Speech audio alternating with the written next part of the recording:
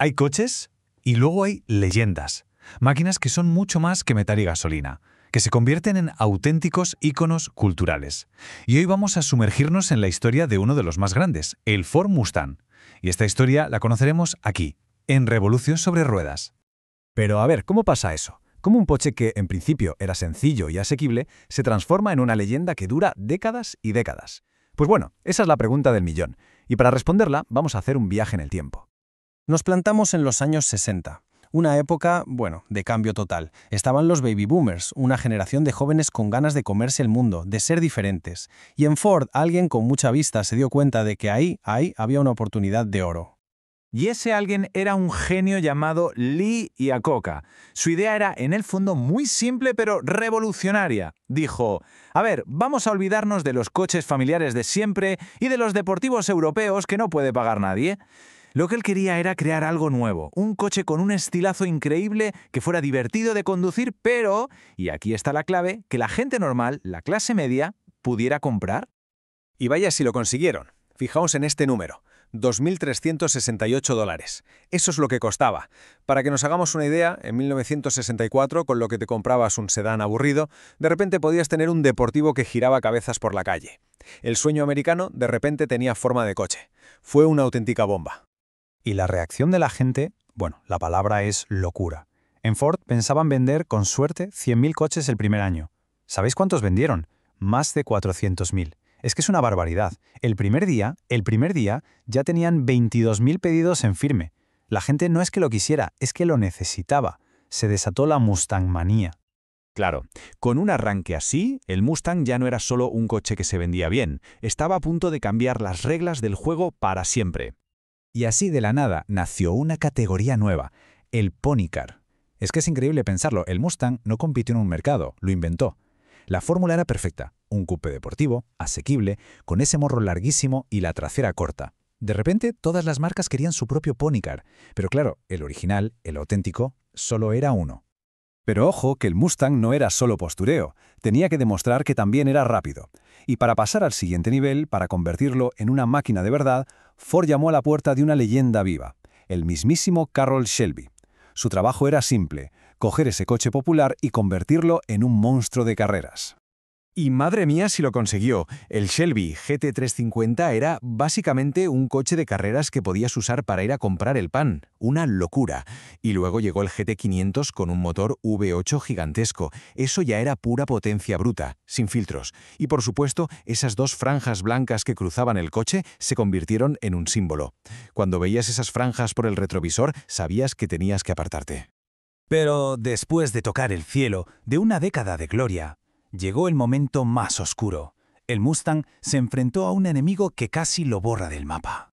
Todo se torció por esto, la crisis del petróleo del 73. De un día para otro, la gasolina era un lujo. Y claro, esos motores V8 enormes y dragones que eran el corazón del Mustang, de repente eran el problema. Ford tuvo que tomar una decisión drástica. Y el resultado, mirad la diferencia. A un lado tenemos el Mustang de siempre, grande, musculoso, potente, y al otro el Mustang segundo de 1974. Era más pequeño, mucho menos potente y para colmo estaba basado en el Ford Pinto, que era un utilitario sin más. El caballo salvaje se había convertido, en un pony. Ya no importaba la potencia, solo importaba sobrevivir. Y aquí viene lo más curioso de todo. Los fans de toda la vida lo odiaron, lo vieron como una traición al espíritu del coche. Pero, ¿y el resto de la gente? Lo compró en masa. Vendió casi 400.000 unidades en su primer año. Así que, aunque nos duela, este Mustang segundo tan criticado fue el que salvó la marca. Fue un mal necesario. Una vez pasada la tormenta, empezó la lenta y difícil tarea de volver a ser lo que era. El Mustang tenía que reencontrarse a sí mismo, volver a sus raíces. Fue un camino largo, ¿eh?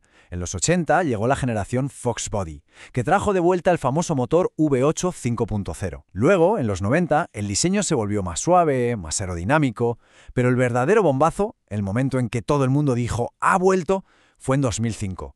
Por cierto, si esta historia os está gustando, es un buen momento para darle al like y suscribirse al canal, que así no os perdéis más leyendas como esta. El Mustang de 2005 fue un golpe de genio. ¿Por qué? Porque en lugar de inventar algo totalmente nuevo, miraron hacia atrás, a los años 60. Cogieron toda la esencia, todo el espíritu del original y lo metieron en un coche del siglo XXI, con tecnología moderna y seguridad. El resultado fue espectacular. La gente se volvió loca otra vez. ¿Y la potencia? Madre mía, la potencia. Para que nos hagamos una idea, en la época mala, el V8 daba unos tristes 130 caballos. El GT de 2005 ya se plantaba en 300. Y para 2013, el Shelby GT 500 era un monstruo de 662 caballos. El caballo no solo había vuelto, es que ahora era un dragón escupiendo fuego. Y con esto llegamos a hoy. Han pasado más de 60 años, y el Mustang no solo sigue aquí, sino que es más leyenda que nunca, un icono en todo el planeta. La pregunta es, ¿cuál es el secreto de su éxito? Pues son muchas cosas. Primero, que inventó su propio estilo, el Pony Car. Segundo, que lleva más de 60 años fabricándose sin parar. Eso es casi un milagro en esta industria. Además, es parte de nuestra cultura. Lo hemos visto en miles de películas y canciones. Es un símbolo de libertad. Y lo más importante, nunca ha dejado de evolucionar. Y si hay un dato que lo resume todo, es este. Más de 10 millones de unidades vendidos. Pensadlo un segundo. Son más de 10 millones de historias, de aventuras en la carretera. Es una cifra que te deja sin palabras. Y por eso nos encantaría saber si alguien ha tenido un Mustang o conoce a alguien que lo tenga, que nos cuente su experiencia en los comentarios. O que comparta este vídeo, claro. Y al final, la historia del Mustang nos deja con una pregunta en el aire. ¿Qué producto de los que usamos hoy, sea un coche, un móvil o lo que sea, será la leyenda del futuro? Es difícil saberlo, porque al final un Mustang es mucho más que un coche. Es la prueba de que un buen diseño y una idea atrevida pueden galopar para siempre.